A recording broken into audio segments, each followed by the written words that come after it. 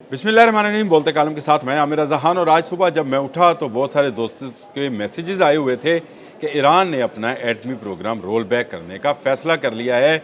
और इसमें वो तो जो दे रहे थे तफसील, उसके मुताबिक गार्डियन जो कि एक ब्रिटिश अखबार है, उसके अंदर ईरानी वज़ीर ख़ारजा सैयद अब्बास अराग़ची जो है, उनके एक मज़मून का हवाला था जिसमें उन्होंने फ़्रांस, बरतानिया और जर्मनी को ये कहा था कि अगर उनके ऊपर से पाबंदियाँ हटा ली जाएँ तो वो एटमी प्रोग्राम को किसी हद तक जो है रोक सकते हैं। यानी यूरेनियम की अफसुर्दगी जो है उसको उस हद तक नहीं लेके जाएंगे। वो आपको पता है कि 90% से ऊपर जाए तो उससे एटमी असला बन सकता है, उस तक नहीं लेकर जाएंगे। और उसके बाद एक शोर गुफ़ा है, एक हर तरफ खलबली सी मची है। सारे इस गार्डियन के इस मजमून को लेकर दौड़ रहे हैं।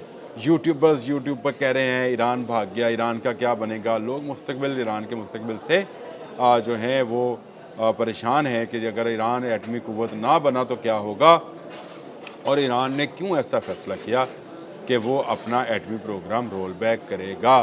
देखें, ये 7 सितंबर को एक मज़मून छपा है बरतानिया में, और उसके बाद जो है ये सारी खलबली है।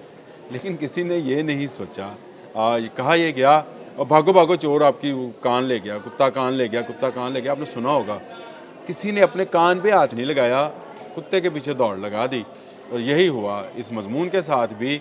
क्या आपको याद नहीं है कि जो अमान में मुज़ाकरात हो रहे थे, मस्कत अमान में, उसमें ये ईरान पहले ही ऑफ़र कर चुका है। वहाँ पे सीनियर मशीर थे जिनका नाम था अली शमखानी नाम था। उन्होंने ये ऑफ़र पहले ही कराई थी कि अगर पाबंदियाँ हटा ली जाएँ तो हम यूरेनियम की अफसुर्दगी इंसानी फ़लाह व बहबूद के कामों के लिए जो है वो करेंगे। यानी 3.67 तक की जो फ़ीसद तक की जो यूरेनियम है उसको अफसुर्दा किया जाएगा, जिससे बिजली बनाई जा सकती है, बहुत सारी और जो है उससे चीज़ों को जो है चलाया जा सकता है। लेकिन हम असला नहीं बनाएंगे। तो ये कोई जो अब्बास अराग़ची साहब का आर्टिकल है या उसमें जो ऑफ़र की गई है वो कोई इतनी अहम नहीं है। अहम चीज़ क्या है, चलिए मैं आपको ये भी बता दूँ। रूस यूक्रेन वॉर के अंदर अमेरिका के दबाव में आकर यूरोपियन यूनियन ने रूस से तेल और गैस की जो बरामदगी है उसको बंद कर दिया। इसके बाद एक वहाँ पर भूचाल आ गया, इंडस्ट्री बंद होना शुरू हो गई। तो इन यूरोपियन ममालिक को याद आया कि हमने अपने आका के कहने पर अपने पाँव पर खुद कुल्हाड़ी मारी है। अब रशिया नहीं तो कौन, किसके पास है तेल और गैस? ईरान के पास। तो ईरान हम यूरोप का आसान जो है एक तरसीली निज़ाम सिस्टम जो है वो बना सकता है जहाँ से गैस और तेल जो है दिया जाए।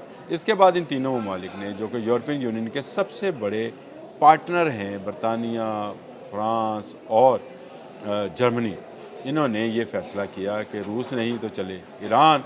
और उसके बाद ईरान को कहना शुरू किया कि आप अपने यूरेनियम की अफसुर्दगी जो है उसको 90% तक ना लेकर जाएँ, क्योंकि उससे असला बन सकता है, इसलिए आप इसको कम दर्जे पे लेकर आएँ। अच्छा, ये अब ये 90% वाला वैसे मैं कह रहा हूँ, अगर इसमें कोई कमी बेशी है तो वो उसको देख लीजिएगा, मुझे इससे कोई नहीं है।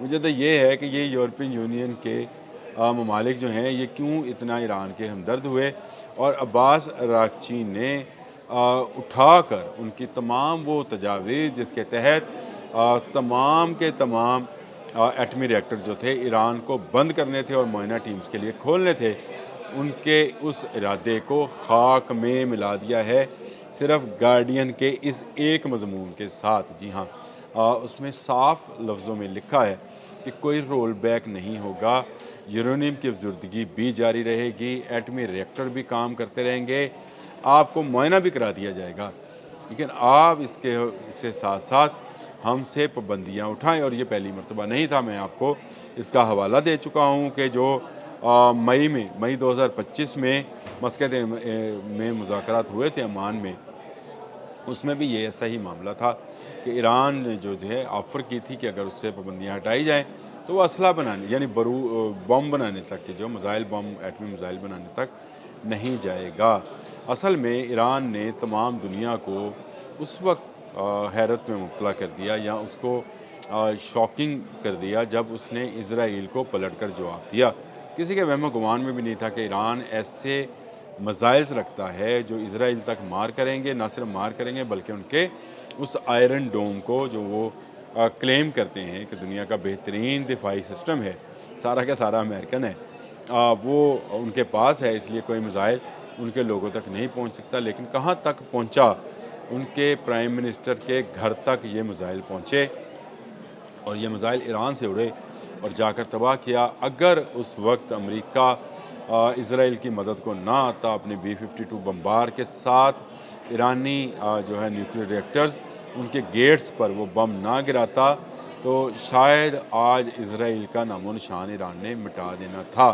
इसके बाद यूरोपियन यूनियन जो है उसको अपना फ़ायदा नज़र आया। उसने कहा कि चलें बहती गंगा में हम भी हाथ धो लेते हैं, और हाथ धोने के लिए उन्होंने ईरान को ऑफ़र किया कि ईरान अपना न्यूक्लियर प्रोग्राम जो है इसको रोल बैक करे। तो उस पर यूरोपियन यूनियन जो है उससे बात करने को तैयार है ताकि उसका गैस और तेल जो है उसको ख़रीदा जा सके।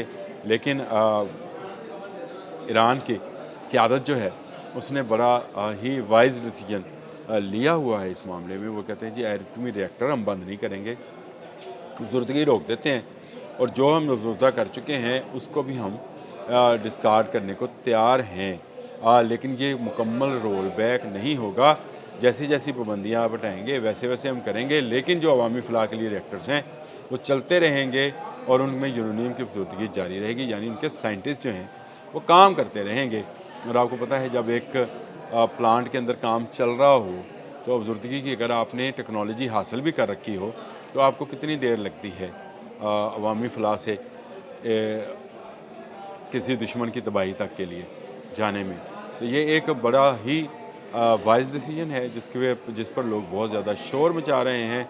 बहुत सारे दोस्त जो हैं बिना पढ़े बिना लिखे किसी बात को देखे जांचे बगैर उसको आगे फैला रहे हैं कि ईरान ने अपना एटमी प्रोग्राम रोल बैक करने का फ़ैसला कर लिया है। ये कोई नया फ़ैसला नहीं है कि महदूद करने का फ़ैसला किया है। इसको रोल बैक कहना गलत है। रोल बैक वो है जब आप तमाम अपने एटमी रिएक्टर्स बंद कर दें, उनको ताले मार दें और उसके ऊपर आप कोई काम ना करें। लेकिन ईरान इस बात पर राज़ी नहीं है। यूरोपियन यूनियन इस वक्त अमेरिका पर दबाव डाल रही है क्योंकि तुमने हमारा रशिया वाला सस्ती गैस और सस्ता तेल बंद कराया यूक्रेन वार की वजह से, तो लिहाजा आप जो हैं इसमें आ जाएं। ईरान ने जो है बहुत सारे मामलात को इसमें उठाया भी है। उसने कहा कि इस पाबंदी के अंदर आप और चीज़ों को शामिल ना करें। जिस तरह से आप कहते हैं कि यूक्रेन को इन पाबंदियों के अंदर शामिल न कीजिए। कि देखें ईरान रशिया का अलाई है और रशिया यूक्रेन वार में ईरान जो है किसी हद तक जो है वो रशिया के साथ है, यानी रशिया की हमायत में। साथ क्या होना है, रशिया खुद एक पावर है। इस हवाले से जो है ज़रूर कहा जा सकता है कि ईरान जो है वो अपनी शराइत पर अब असला तो नहीं बनाएगा अगर उसकी शराइत मान ली जाए, और अगर उसकी शराइत मान ली जाती हैं तो आपको यकीन नहीं आएगा कि ईरान फिर भी एक एटमी क़ुव्वत रहेगा। हाँ जी हाँ, ईरान जो है खुलकर अपनी एक्सपोर्ट करेगा। वो चीन, रशिया या जिस मुल्क को भी, यूरोप को देना चाहेगा देगा। दौलत की रेल पेल होगी और ये दौलत की रेल पेल जो है उसको ऐसे मज़ीद हथियार बनाने के जो इसराइल और अमेरिका तक मार कर सकते हैं इजाज़त देगी। ये बड़ी बात है। चाइना उसके साथ है और ईरान के जो अब्बास अराग़ची हैं उनका ये मौक़िफ़ मैं समझता हूँ कि उन्होंने बहुत ही अक्लमंदाना फ़ैसला किया कि उन्होंने एक ऐसा पत्ता फेंका है जिसको जो है ना यूरोपियन यूनियन उठा पाएगी, ना इस पर कोई बड़ा पत्ता गिरा पाएगी। अब तक के लिए इतना ही। अल्लाह।